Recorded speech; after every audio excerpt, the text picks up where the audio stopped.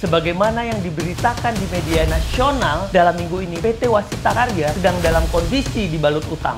Jika BUMN hanya berharap dan taunya aji mumpung akan diberikan subsidi dari pemerintah, ini akan jadi beban terus-menerus. Semestinya BUMN itu ada umpan balik ke negara, berkontribusi, memberikan, menguatkan, bukan malah membebani.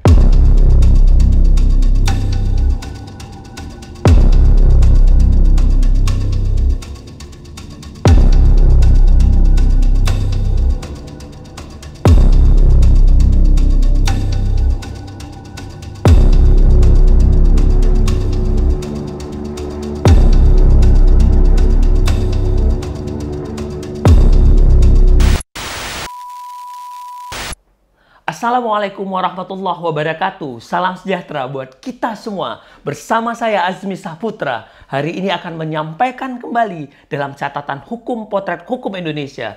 Yang akan saya kupas dalam anotasi hukum kali ini yaitu lagi-lagi BUMN PT Waskita Karya jadi klaster yang terlilit utang. Ya, rekan-rekan sekalian, sebagaimana yang diberitakan di media nasional dalam minggu ini, PT Waskita Karya sedang dalam kondisi dibalut utang yang nominalnya sampai triliunan. Akibat utang menggunung tersebut, kinerja BUMN ini tertekan dengan beban bunga yang sangat besar. Dikutip dari laporan keuangan per 31 Desember tahun 2020, total utang yang ditanggung Waskita Karya hampir mencapai 90 triliun atau tepatnya 89,011 triliun. Rinciannya utang jangka pendek sebesar 48,237 triliun dan utang jangka pendeknya 40,773 triliun. Dengan jumlah utang sebesar itu, PT Waskita Karya harus mengeluarkan biaya sebagai beban pinjaman mencapai 4,74 triliun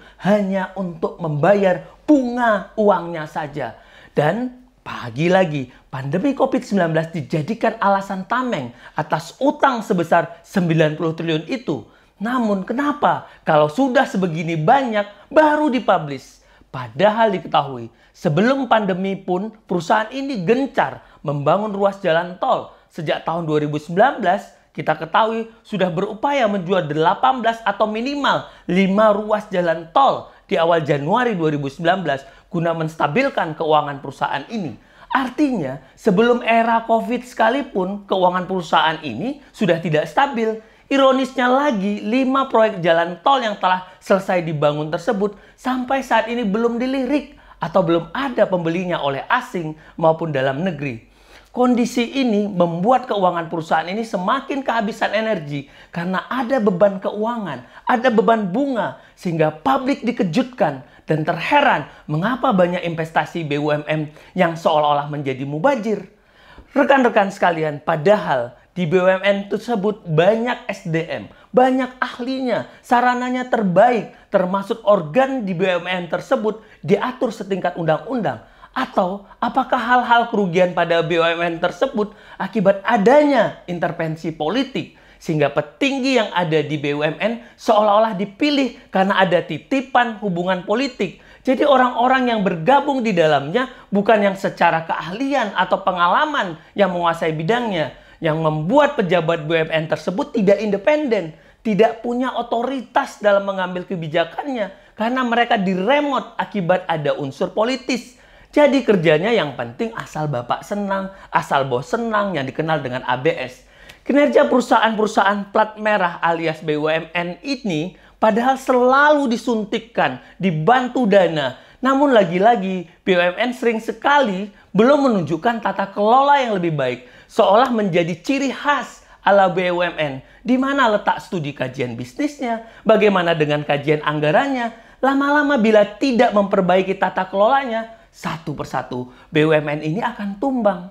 Rekan-rekan sekalian, sebagai akademisi melihat fenomena ini dari aspek hukum keuangan negara, semestinya Menteri BUMN dan Menteri Keuangan harus memberikan catatan serius dan menyisir letak persoalan di PT Waskita, termasuk peringatan keras pada direkturnya, direksinya PT Waskita, guna melihat apakah perusahaan ini masuk dalam kategori yang benar-benar rugi atau karena ada polesan-polesan laporan-laporan yang disampaikan pada laporan tahun sebelumnya yang tidak benar. Ada fakta yang tidak samakah dengan laporan, termasuk melihat Apakah ada nilai aset yang sebenarnya tidak produktif?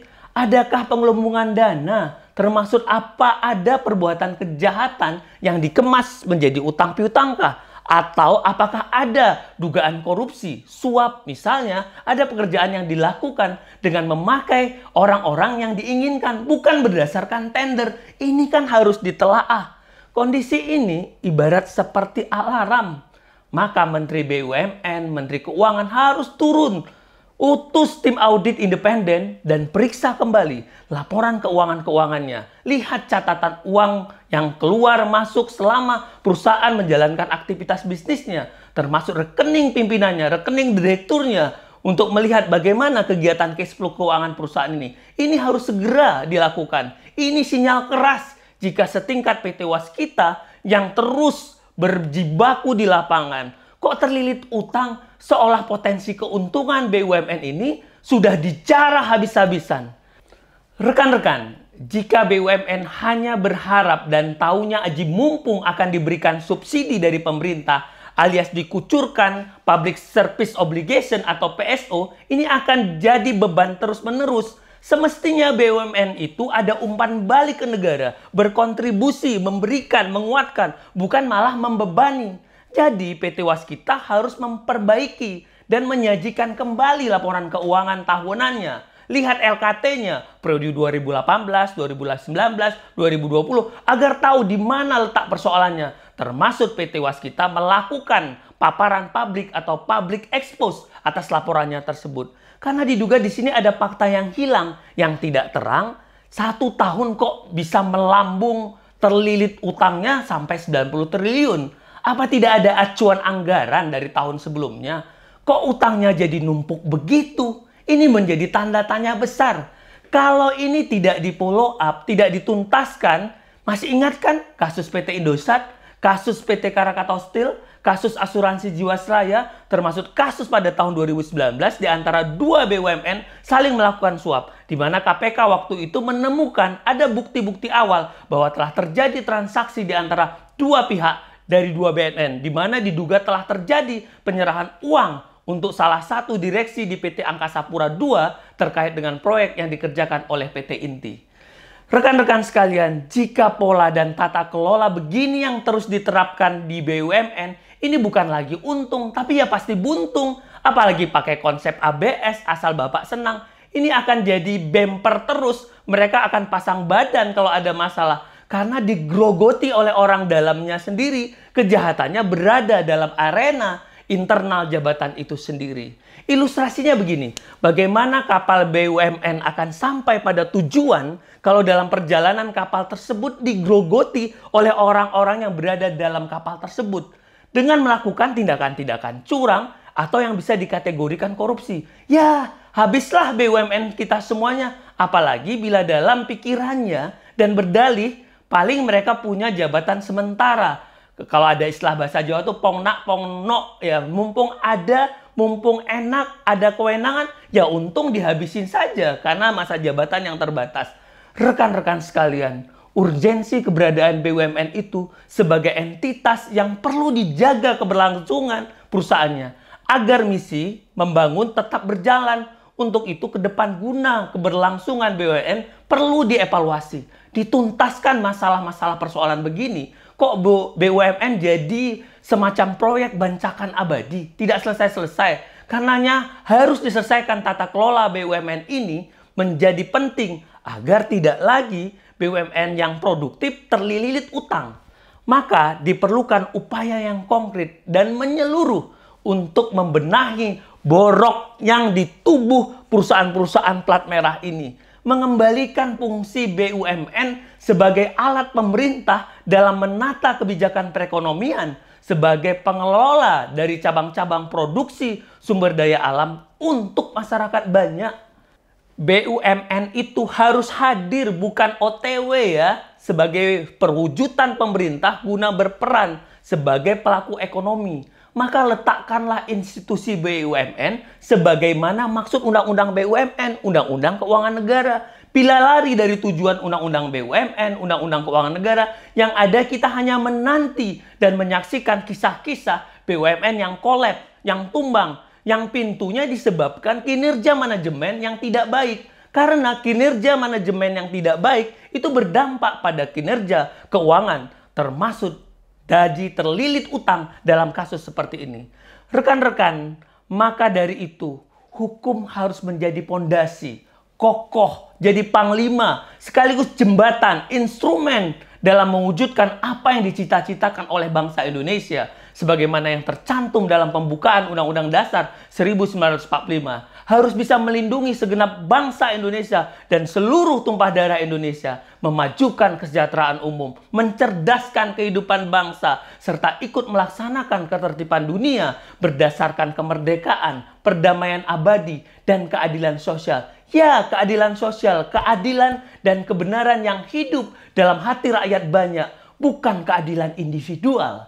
Karenanya, kita semua jangan sekali-kali meninggalkan landasan yuridis, semangat jiwa Undang-Undang Dasar 1945, saatnya kembali pada konsep asli perekonomian kerakyatan nasional yang dimuat dalam konstitusi, sebagaimana cita-cita pendiri bangsa. Jadi, cabang produksi penting yang menguasai hajat orang banyak itu ya harus benar-benar dikuasai oleh negara. Jadi, fungsi BUMN harus dijalankan sebagaimana usaha negara, bukan usaha bagi orang-orang yang nasionalismenya sempit, yang diarahkan hanya untuk kelompok tertentu, apalagi untuk kepentingan tertentu. Rekan-rekan, mari kembali pada tujuan mendirikan BUMN, menjadikan institusi yang mampu memberikan kontribusi bagi perkembangan perekonomian nasional dan penerimaan keuangan negara. BUMN harus menjadi pelaku kegiatan ekonomi dalam perekonomian nasional guna mewujudkan kesejahteraan masyarakat. Karenanya, PT Waskita itu harus awas, harus teliti dan tajam, bukan pula membuat was-was kita jadi was-was kita, tapi dia harus menjadi tajam, menjadi dipercaya. Sebagai akademisi, tugas kami hanya mengingatkan, menyampaikan agar suatu ketika para penyelenggara negara tidak menyalahkan akademisi dan mengatakan kenapa tidak diingatkan. Maka melalui kesempatan kali ini, semua kembali pada Bapak Ibu penyelenggara negara untuk memfollow up atas fenomena BUMN yang sekaligus menjadi keresahan akademik ini, agar Bapak Ibu yang mempunyai kewenangan menuntaskan persoalan BUMN ini. Ayo, semua bersinergis, bersatu dalam barisan untuk memperbaiki keadaan, menemukan kebenaran, dan maju ke depan meluruskan guna membangun bangsa. Karena membangun sistem sama artinya dengan membangun masa depan. Saya Azmi Saputra. Sampai jumpa pada anotasi hukum selanjutnya.